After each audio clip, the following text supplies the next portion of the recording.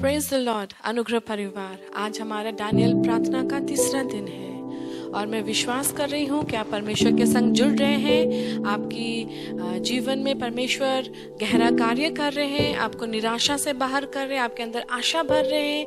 याद रखें, प्रार्थना तब सामर्थ्य होता है जब आपका मन खुलता है, जब आपके माइंड में tension, worries, anxiety, hopelessness, defeat ये सब राज्य करता है। याद रखें, आपका फेथ अटैक्ड रहता है, आपका विश्वास आघात पाया हुआ होता है। लेकिन जब आपका मन आजाद होता है, रूपांतरित होता है, जब आप अंदर से खुलने लगते हैं, आपकी प्रार्थना भी खुलने लगती है, आपकी जुबान की भाषाएं भी खुलने लगती है और मन में जो भी दबी हुई बातें हैं वो खुल खुल कर पिता के सामने आने लगता है।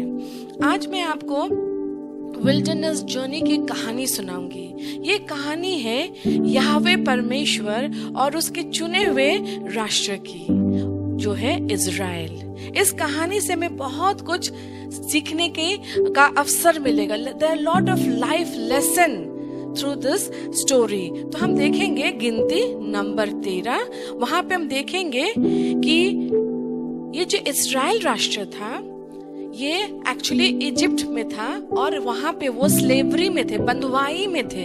और मिस्र का जो राजा था, इजिप्ट का जो राजा फिरौन था, इन्हें बहुत सताते, काम करते, कम पैसे में इनसे दिन रात मेहनत लेते।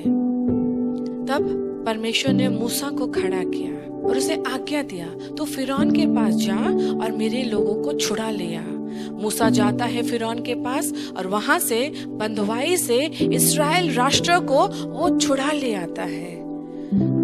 जो यात्रा मिस्र से शुरू हुआ, लाल समुंदर को पार करते हुए, मरुभूमि से गुजरते हुए वो परान पहुंचे और परान के बाद ही वो प्रतिज्ञा भूमि कनान देश पहुंचने वाले थे। परान में एक बहुत ट्विस्टिंग कहानी घटा या इवेंट घटा। अगर परान को वो क्रॉस कर जाते, वो सीधा दूध और मधु की भूमि जो कनान है, जो परमेश्वर की प्रतिज्ञा भूमि है, वहां पहुंच जाते। लेकिन परान में कुछ घटनाएं घटी जहां से हमें सीखने की बहुत आवश्यकता है। आइए हम देखें परान में क्या क्या बातें घटी। हम देखेंगे गिनती 13 उसका 2 आयत। कनान देश जिसे मैं इस्राएलियों को देता हूँ, उसका भेद लेने के लिए पुरुषों को भेज। वे उनके पितरों के प्रति गोत्र का एक प्रधान पुरुष हो। अर्थात मूसा को परमेश्वर कहता है कि तू कनान देश में जासूस भेज। 12 जासूस 12 गोत्र से भेजा जाए ताकि वो कनान देश में प्रवेश करके वहां का हालचाल समझ के वापस आके मूसा को बता सके। सो मूसा क्या करता है, 12 गोत्रों से 12 नेता चुनता है, जिसमें ये जोशुआ था और हाबिल अर्थात ये केलब था। तो इन 12 लीडर्स को चुना जाता है और उन्हें कनान देश भेजा जाता है और मूसा ये सारा इंस्ट्रक्शन उन्हें देता है, जो हम 17 से लेकर 20 में पढ़ेंगे। उनको कनान देश के भेद लेने को भेजते समय मूसा ने कहा, इधर से अर्थात दक्षिण देश होकर जाओ और पहाड़ी देश में जाकर उस देश को देख लो कि कैसा है, और उसमें बसे हुए लोगों को भी देखो कि वे बलवान हैं व निर्बल, थोड़े हैं व बहुत, और जिस देश में वे बसे हुए हैं सो कैसा है, अच्छा व बुरा, और वे कैसी कैसी बस्तियों में बसे हुए हैं और तंबुओं में रहते हैं व गढ़ व किलों में रहते हैं, और वह देश कैसा है, उपजाऊ है व बंजर है, और उसमें वृक्ष है व नहीं, और तुम हियाव बांधे चलो और उस देश की उपज में से कुछ लेते भी आना। वह समय पहली पक्की दाखों का था। अर्थात मूसा उन्हें पूरा इंस्ट्रक्शन देते हैं, कहते कि वहाँ के हर हालचाल मुझे बता। वो अच्छा देश है ना बुरा देश है, मिट्टी कैसा, भूमि कैसा, उपज कैसा, लोग कैसे हैं, उनका घर क्या दुर्ग किलाओं में बंधा हुआ है या वो अनफोर्टिफाइड सिटी है या वो फोर्टिफाइड सिटी है, फर्टाइल सॉइल है या इनफर्टाइल सॉइल है, उपज कैसा है, फसल कैसा है। उनका जो पहला फसल होगा तुम लेकर आना। और अब वहां से क्या करते हैं, गुप्तचर वहां प्रवेश करते हैं। हम 23 और 24 देखते हैं। एशकोल नाम नाले तक गए और वहां से एक डाली दाखों के गुच्छे समेत तोड़ ली, और 2 मनुष्य उस एक लाठी पर लटकाए हुए उठा ले चले गए, और वे अनारों और अंजीरों में से भी कुछ कुछ ले आए। इजरायली वहां से जो दाखों का गुच्छा तोड़ ले आए थे, इस कारण उस स्थान का नाम एशकोल नाला रखा गया। 40 दिन के बाद वे उस देश का भेद लेकर लौट आए। तो 40 दिन ये सारे 12 गुप्तचर कहाँ थे?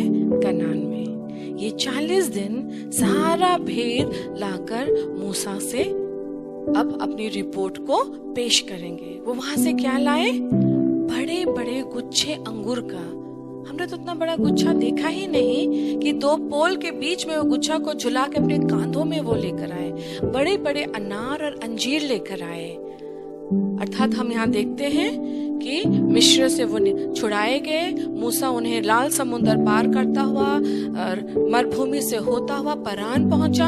परान से अब वो कनान देश जो प्रतिज्ञा की भूमि है वहां पर प्रवेश करने वाले हैं। अर्थात वो परान में अभी रुके हुए हैं और 12 गुप्तचर को वहां भेजा गया वहां का हालचाल लाने के लिए। 40 दिन बीत चुका है। अब वो सारा खबर लेकर लौट आए हैं। अब हम यहाँ पे बहुत अहम बातों को सीखेंगे।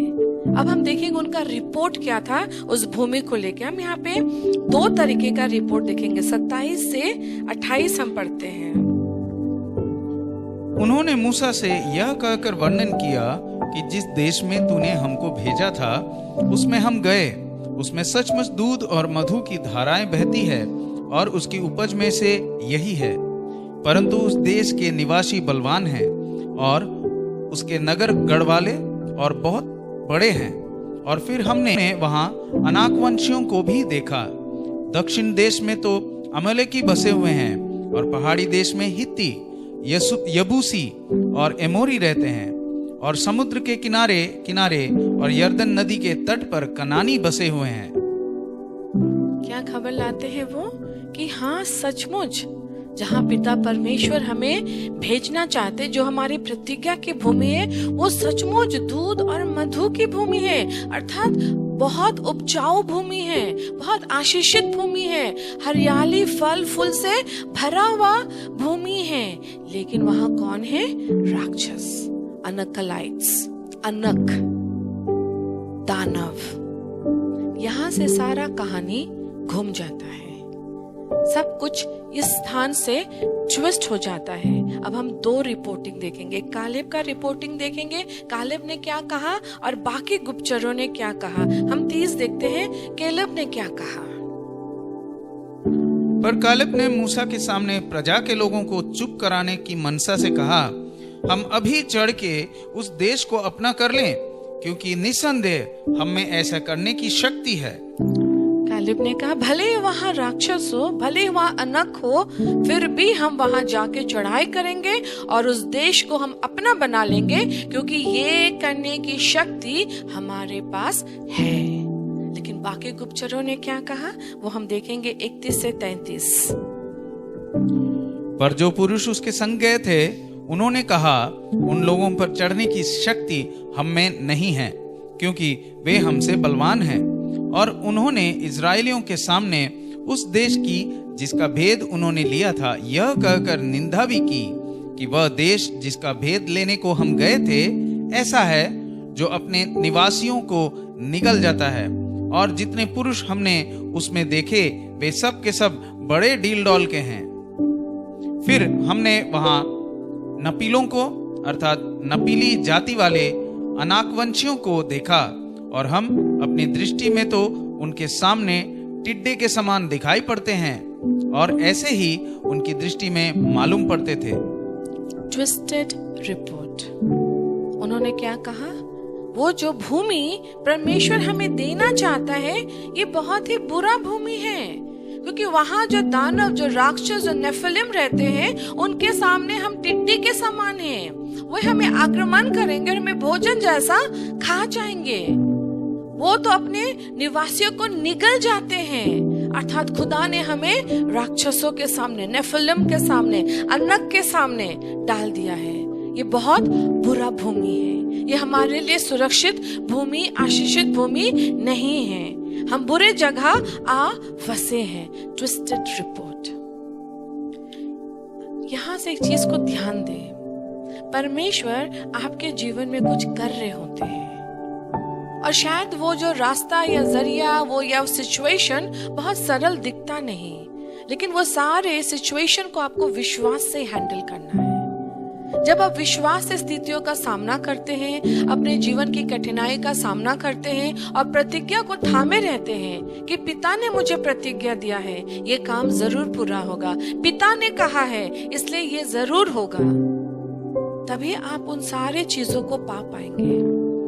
शायद आप एक नया चर्च बनाना चाह रहे हैं, शायद आप किसी का विवाह करवाना चाह रहे हैं, शायद आपके घर में बहुत सारी तंगी, कमी है, बीमारी है और आप कह रहे हैं कि हाँ मुझे यकीन है, पिता ने मुझसे कहा था कि तू चंगी हो जाएगी, तेरी बेटी का विवाह हो जाएगा, हाँ तू आगे बढ़ेगी, तेरे लाइफ में कॉलिंग है, हाँ मुझे यकीन है, मेरे पास वचन है, प्रॉमिस है, प्रतिज्ञा है, लेकिन अंदर अब विश्वास दम तोड़ रहा है, शायद विलंब हो रहा है, शायद सिचुएशन आपके फेवर में नहीं है, कठिनाइयों का सामना करना पड़ रहा है, शायद वहां आप विरोधिता देख रहे हैं, अनक देख रहे हैं, नेफिलिम्स देख रहे हैं, जायंट्स देख रहे हैं जो बिल्कुल बड़े डिलडॉल वाले सामर्थ्यशाली है, उसके सामने शायद आप छोटे टिड्डी के समान दिख रहे हैं।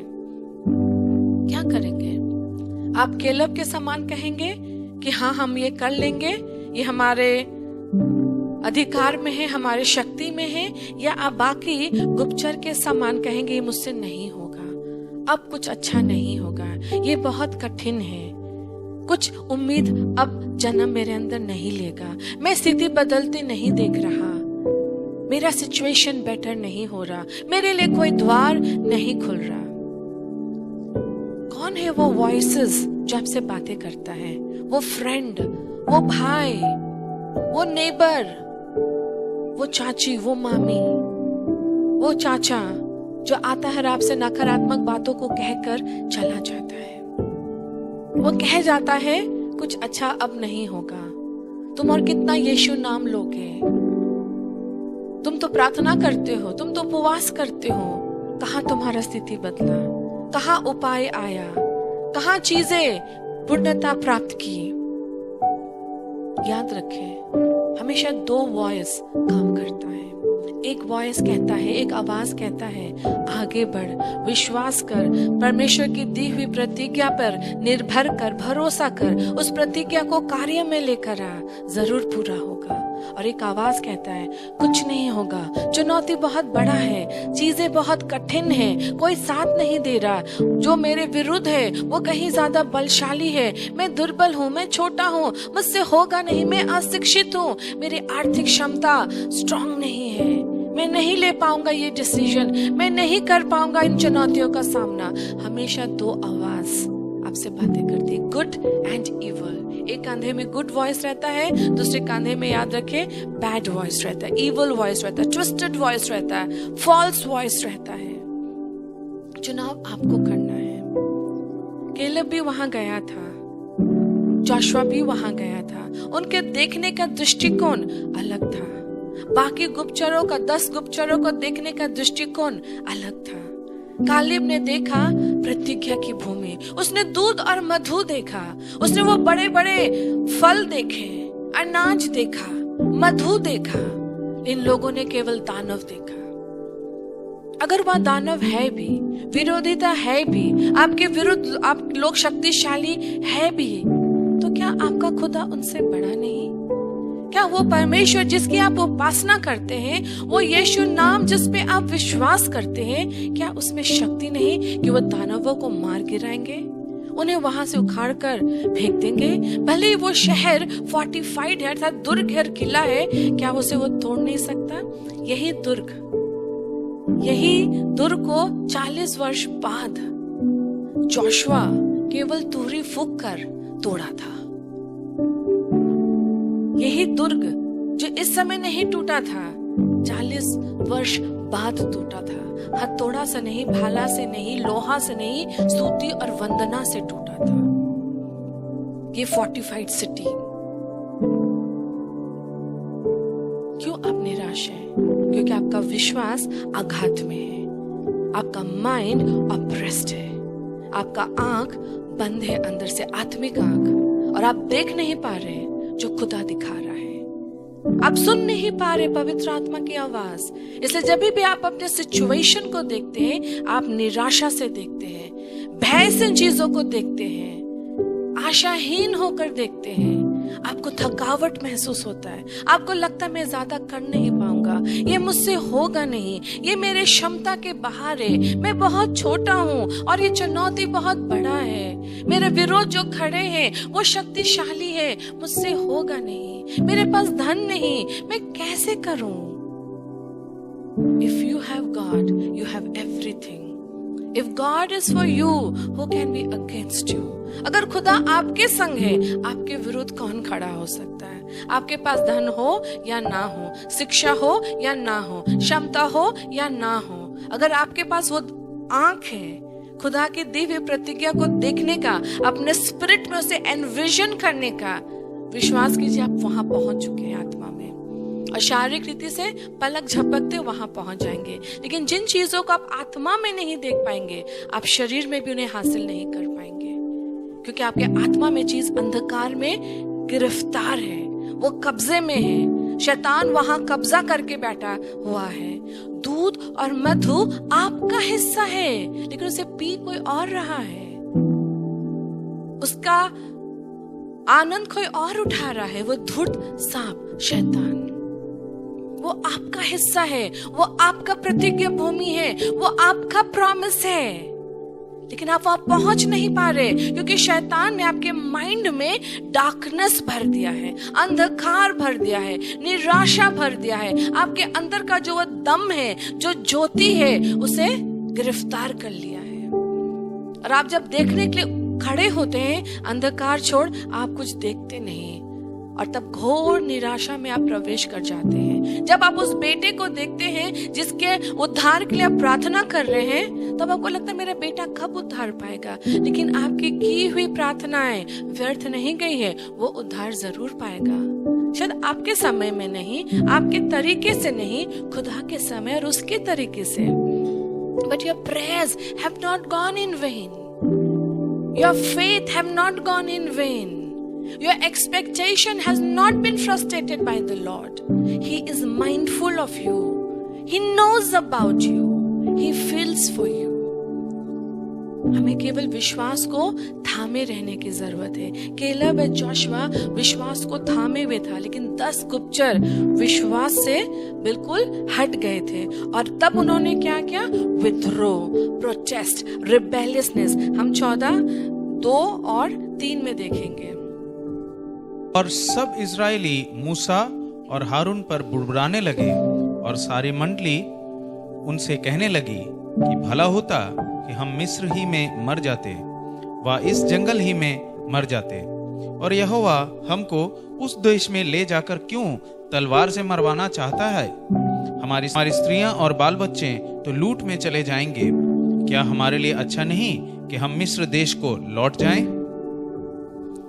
अर्थात जब आपका मन अंधकार से भर जाता है, दुख से भर जाता, निराशा से भर जाता, आप विश्वास को थामे नहीं रख पाते, तब आपके अंदर विद्रोह जन्म लेता है।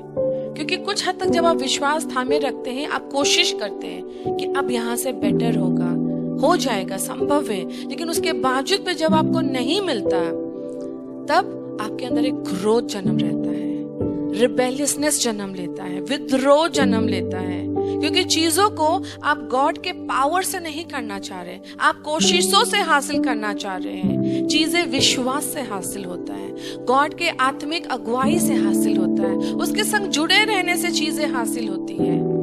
आपके कोशिश, एफर्ट व्यर्थ हो जाएगा। आपको गॉड के संग जुड़े रहना है, विश्वास करना है, यकीन करना है। और जब वो प्रोटेस्ट किए, सबसे पहले उसने क्या किया? ग्रम्बल किया, कुड़कुड़ाए।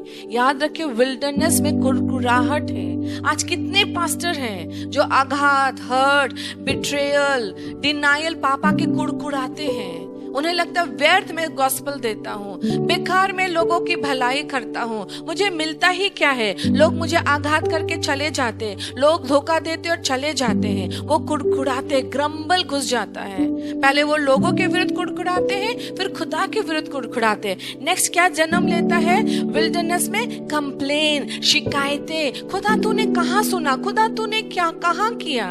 खुदा क्या हुआ? मैंने तो प्रार्थना किया, विश्वास किया, दशवांश दिया, मैंने तो लोगों का भला किया, मुझे क्या मिला? फिर क्या जन्म लेता है? अच्छा होता मैं मर जाता। We declare death upon ourselves। और जब हम अपने ऊपर मृत्यु घोषणा करते, शैतान तो उस मौका का इंतजार करता है। शारीरिक रूप से शायद हम नहीं मरते, आत्मा में हम मर जाते हैं, ऑपरेशन में डूब जाते हैं, डिप्रेस रहने लगते हैं, होपलेस रहने लगते हैं। और फिर हम गॉड को कहते हैं, क्यों तू हमें यहाँ लाया? हम वही ठीक थे। We start blaming God। And last में अगर आप देखेंगे, उसने कहा हमें अब नहीं चाहिए मूसा, अब नहीं चाहिए हमें जोशुआ, हमें नया लीडर चाहिए। हम वापस अपनी बंधुआई में जाएंगे, हम वापस परान से मिस्र जाएंगे। यहाँ पे एक बहुत बड़ा ट्विस्ट हुआ।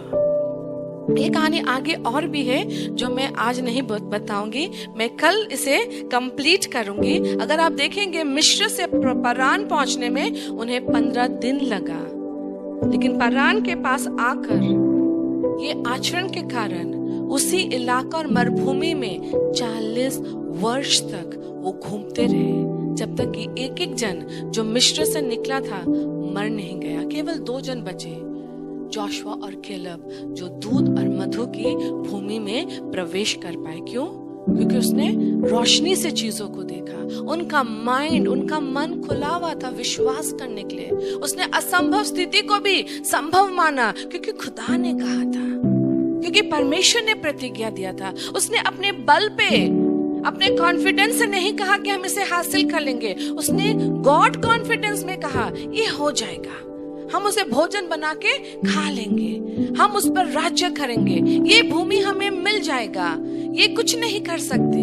This was God confidence, not self confidence. आइए अपनी आंखों को हम बंद करें, अपने हृदय को एकाग्र कीजिए। शायद आप बहुत स्ट्रगल कर रहे स्पिरिचुअली, मायूसी, निराशा आपको घेरे हुए हैं। शायद बहुत वर्ष कुछ बातों के लिए आप प्रार्थना कर रहे हैं और शायद वो प्रार्थना सुना नहीं जा रहा, या आप एक ऐसे सिचुएशन में फंस गए हैं, ना वहां से निकल पा रहे, ना उसमें रह पा रहे हैं। शायद आपको कुछ चैलेंजेस ऑफ लाइफ इतना टफ लग रहा है कि आप सोचते हैं, मैं कब तक इनका सामना करूंगा, कहीं मेरा दम ना टूट जाए। ये विल्डरनेस में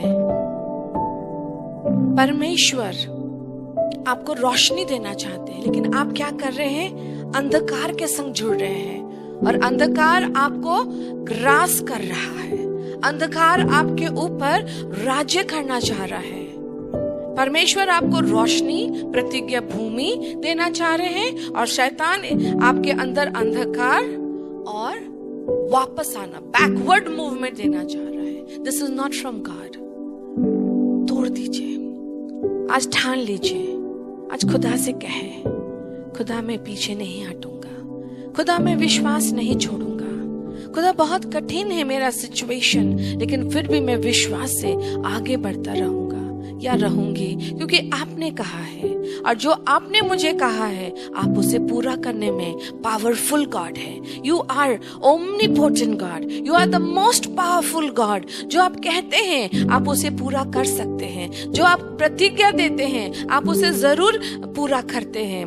आकाश और पृथ्वी टल जाएगा, लेकिन खुदा तेरा दिया हुआ वचन जब तक पूरा नहीं होगा नहीं टलेगा। खुदा विश्वास कीजिए, यकीन कीजिए, भरोसा कीजिए। लीजिए और बैकवर्ड मूवमेंट से फॉरवर्ड मूवमेंट में आइए। चुनौती से डरिए नहीं, अनक से डरिए नहीं, उस राक्षसों से डरिए नहीं, उस सामर्थ्यशाली लोगों से डरिए नहीं, जो लोग आपको दबा रहे, निराश करे, हताश करे, उनसे डरे नहीं, बल्कि विश्वास कीजिए खुदा आपके संग है, खुदा आपकी मदद करेंगे, वो आपको आजाद करेंगे, वो आपको छुड़ाएंगे, वो सारे विरोधिता को तोड़ देंगे, वो आपको दूध और मधु की भूमि देंगे, क्योंकि उसने कहा है। उसने आपके कॉन्फिडेंस इन बातों को नहीं कहा, उसने खुद के कॉन्फिडेंस इन बातों को कहा, क्योंकि वो जानता है उसके पास पावर है आपको वहां तक लेकर जाने के लिए। जैसे केलेब ने विश्वास किया, जोशुआ ने विश्वास किया, मैं वही विश्वास आपके अंदर खोलती हूँ और मैं प्रार्थना करती हूँ, ये ग्रम्बल, ये कंप्लेन, ये शिकायत, ये मृत्यु की घोषणा, ईश्वर से युद्ध करना, मनुष्य से युद्ध करना, खुड़खुड़ाना, गुस्सा रहना, निराश रहना, हताश रहना, नेगेटिव बोलना आपके अंदर से इसी वक्त चला जाए यीशु नासरी के नाम से। हर निराशा, डिप्रेशन, होपलेसनेस, मैं तुझे आज्ञा देती हूँ, विश्वासियों को छोड़ और पाताल जा। हर स्पिरिट ऑफ होपलेसनेस, निराशा, विश्वासियों को छोड़ और विश्वास जन्म लेने पाए। मैं प्रार्थना करती हूँ लोगों के अंदर रोशनी खुले, रोशनी खुले, उनकी आत्मिक आंखें खुल जाए, खुल जाए, खुल जाए, खुल जाए, प्रतिज्ञा की पूर्ति देखने के लिए, प्रतिज्ञा भूमि देखने के लिए, वचन का फलवंत होने के लिए उनकी आत्मिक आंखें यीशु नासरी के नाम से खुल जाए। हर अंधकार दूर हो, दूर हो। हर अंधकार को इसी वक्त स्वर्गदूत जंजीरों से बांध रहे। हर अंधकार की आत्मा, निराशा की आत्मा, ट्विस्टिंग वर्ड, झूठ की आत्मा, लोगों को छोड़ और पाताल जा। एक एक twisting demon, principal demon, Leviathan की आत्मा, लूसीफर की आत्मा, वो पुराने सांप की आत्मा लोगों के जीवन से निकल यीशु नासरी के नाम से, उसके लहू के सामर्थ्य से, उसके क्रूस के पावर से इसी वक्त तू डिफीटेड हो रहा है। मेरा खुदा बाप, लेवाइथन तेरे सिरों को कुचल रहा है, तेरे स्टिफ नेक को तोड़ रहा है, तेरे जबड़े में भाला घुसा रहा है, तेरे दांतों को तोड़ रहा है। लूसीफर मेरा खुदा तुझे घुड़कता है, शैतान तू हार गया है, हार गया है। मैं आशा खोलती हूँ, आशा खोलती हूँ, उम्मीद खोलती हूँ, रोशनी खोलती हूँ, रोशनी खोलती हूँ। मैं प्रार्थना करती हूँ इसी वक्त भाई बहन, आपका मन खुलने लगे, खुलने लगे, खुलने लगे। आपके अंदर यीशु की रोशनी आए, यीशु मसीह की रोशनी उतरे, यीशु मसीह की रोशनी उतरे। आप साफ देखने लगे, साफ समझने लगे, आप साफ साफ अपने स्टेप्स को लेने लगे, फिर से प्रार्थना करने लगे, विश्वास करने लगे। आपने जो भी मांगा है, माता जी आपने जो भी मांगा है, खुदा ने सुन लिया है। बहन आपने जो भी प्रार्थना किया, खुदा ने सुन लिया है। भाई आपने रास्ते, लेकिन अब आपके लिए रोशनी आया है। उठ उठ और दीप्तिमान हो, क्योंकि महिमा आया है, रोशनी आया है। मैं उम्मीद खोलती हूँ शैतान की सारी चालाकी, झूठ, विल्डरनेस का वो ट्रैप मैं तोड़ देती हूँ। विल्डरनेस का वो षड्यंत्र यीशु नासरी के नाम से तोड़ देती हूँ। विश्वासियों के अंदर बल खोलती हूँ, उम्मीद खोलती हूँ, प्रार्थना में आग खोलती हूँ, रोशनी खोलती हूँ। हर चीज साफ दिखने लगे, डेस्टिनेशन साफ दिखने लगे, आंसर्स साफ दिखने लगे, प्रतिज्ञा भूमि साफ दिखने लगे। आत्मिक आंखें खुल जाए, खुल जाए यीशु नाम से। पवित्र आत्मा आपका स्वागत करते हैं। पवित्र आत्मा हमें भर, हमें भर। पवित्र आत्मा हमारे मन को रूपांतरित कर। पवित्र आत्मा हमारी आंखों को खोल दे।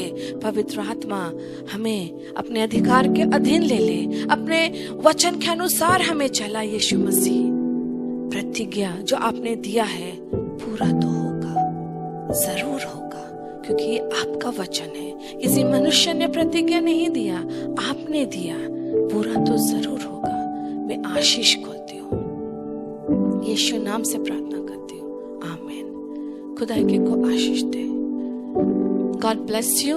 प्रार्थना में बने रहे, यकीन करें अंधकार जा रहा है, रोशनी आ रहा है। मन की आंखों को खोल लीजिए पवित्र आत्मा की सहायता से। जो अब तक शैतान ने आपके लाइफ सिचुएशन को आपको दिखाया है, वो विल्डरनेस ट्रैप है, लेकिन आपके लिए प्रतिज्ञा भूमि इंतजार कर रहा है, दूध और मधु का। कल फिर मुलाकात होगी और मैं विल्डरनेस जर्नी को कंटिन्यू करूंगी, आपको वहां से और भी नए नए बातों को सिखाऊंगी। God bless you.